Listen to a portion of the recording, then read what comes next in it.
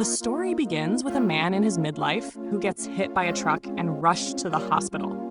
Despite the doctor's efforts, they couldn't save him. As his life faded, he heard a mysterious voice and soon realized he had been reborn as an infant in another world. Over the next several months, he discovered that his young parents, Paul and Zenith, were only 20 years old. Though he was a baby named Rudy in this new world, he still retained the mind and memories of a grown man. As he adapted to his surroundings, it became clear Rudy was mischievous and perverted. His advanced intellect let him develop much faster than a normal child, and he even secretly played with the maid Lilia's underwear. Lilia warned Zenith about his indecent behavior, but Zenith dismissed her concerns, insisting Rudy was just a baby. A short time later, Rudy realized this world resembled the Middle Ages and longed for his old life, especially his computer and anime. One day, while watching his father practice swordsmanship, Rudy accidentally fell and hit his head. Worried, Zenith checked on him and then healed his injury with magic. Seeing magic for the first time astonished Rudy, who had believed such things impossible. Years went by, and Rudy quickly learned to walk and talk. Determined to master magic, he searched for knowledge everywhere, even finding books in a chest while playing. His parents owned only 5 books, and at first, he couldn't read the world's writing. But after a year of secret study, he taught himself to read most words, though his parents assumed he didn't understand the content. Eager to try magic, Rudy attempted a water spell. He managed to create a small water ball that burst instantly. On his second try, he concentrated harder but ran out of magical energy, MP, and fainted. From then on, Rudy practiced daily, steadily increasing his MP through repetition. While learning wordless magic, he questioned why spoken incantations were even necessary if silent casting worked. The next morning, Rudy continued practicing his water ball spell. His persistence paid off. He became skilled enough to launch water balls successfully. One day, while Paul was training with his sword, water suddenly splashed over him. It turned out Rudy had finally mastered the spell. Encouraged by his progress, Rudy attempted a more advanced spell. As he chanted, water gathered around him, and to his surprise, he unleashed a massive water ball that demolished part of their home. Alarmed, Paul and Zenith rushed to him. While Paul was baffled, Zenith quickly realized what had happened and was thrilled by her son's magical talent.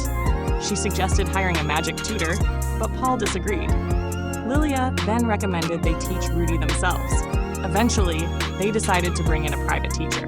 Rudy expected an elderly mage, but was surprised to find his new tutor was a teenage girl named Roxy. When Roxy arrived and learned Rudy was her student, she silently judged Paul and Zenith, thinking it was foolish to assign such lessons to a child so young. Zenith overheard everything and reassured Roxy that Rudy was exceptionally gifted.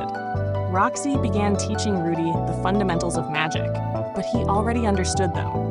When she asked him to recite the incantation, Rudy found it unnecessary since he could already perform wordless casting. Wanting to show off, Rudy tried to cast a water ball spell, but became distracted by a glimpse of Roxy's underwear, causing him to misfire. Roxy realized something was off and soon discovered he could use silent magic, which shocked her. That evening, Zenith invited Roxy to dinner to get to know her better. They shared a pleasant meal, and Roxy felt welcomed by Rudy's family. Rudy, too, felt grateful for his second chance at life. In the following days, Rudy remembered his previous life, beaten by debt collectors, penniless, and humiliated. He recalled the moment he died trying to save 3 students from being hit by a truck. Waking from the nightmare, Rudy realized he had collapsed from magical exhaustion. After resting, he overheard his parents' intimate moments and, mischievous as ever, thought about teasing them, only to run into Roxy, who seemed embarrassed after hearing the same thing. 6 months passed, and Roxy continued to tutor Rudy each evening. She taught him magical theory while scolding him for constantly trying to sneak peeks at her underwear. One day, she revealed she was from the demon race, which had surprised Rudy's parents when they first met her. She explained that 5 centuries earlier, a great war had taken place, and the spelled demons were the most powerful among them. Banished to the demon continent, they became the subject of many fearful rumors. She warned Rudy to avoid the spelled demons. She also clarified that her hair sometimes appeared green only because of how light reflected on it. Rudy, confident in his flirting skills thanks to countless dating sim games, began trying to spy on Roxy while she changed clothes, but she caught him immediately. After another 6 months, Rudy mastered advanced magic, but still trained in swordsmanship with his father. Unfortunately, while his magical ability flourished, his sword skills lagged far behind. One day, Roxy joined the villagers in watering the wheat fields. Rudy watched the other children playing, but avoided them due to his past trauma. He had been bullied harshly in his previous life.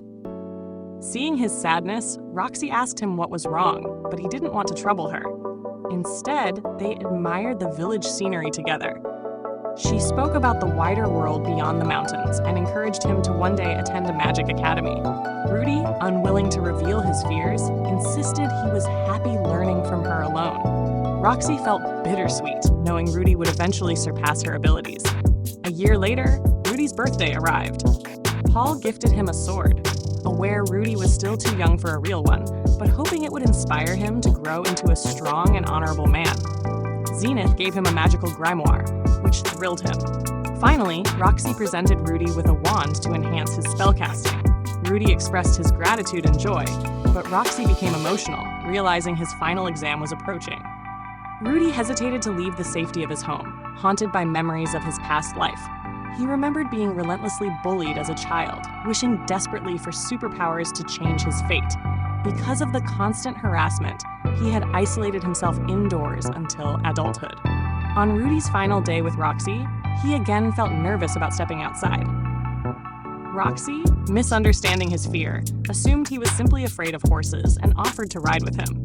As they left the house, Rudy's anxiety flared, but he soon realized the villagers weren't staring at him. They were greeting Roxy with respect. Seeing this eased his fears, and for the first time, he began to appreciate the world's beauty beyond his home. When his last exam began, Roxy demonstrated a sacred-level water spell. She could only perform it once and challenged Rudy to do the same. She recited the incantation, creating a powerful thunderstorm. As lightning crashed, their horse, Caravaggio, was struck. Roxy immediately ended the spell and healed the animal, apologizing for the mishap. Now it was Rudy's turn. With his wand in hand, he summoned a storm cloud and performed the spell flawlessly, even surpassing Roxy's strength. Though proud of his accomplishment, he felt bittersweet knowing this marked their farewell. Roxy praised Rudy's remarkable progress, officially naming him a sacred-level water mage. That evening, Paul and Zenith invited her to stay, but Roxy declined. She wished to continue her magical journey. Before leaving, she gifted Rudy a pendant, calling it a lucky charm. They exchanged heartfelt goodbyes, and Rudy chased after her to thank her once more. In the days that followed,